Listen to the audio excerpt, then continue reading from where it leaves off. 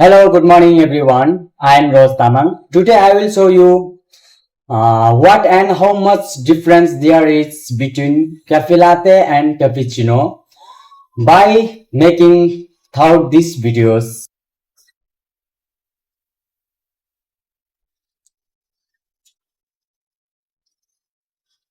This is a cafe latte and cappuccino different.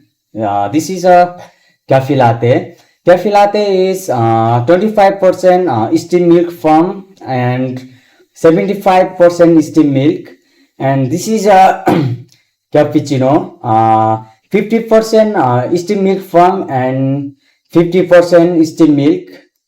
Cappuccino is a strong coffee, then cafe latte is a light coffee. If you liked my video, please share with your barista friend. Thank you so much.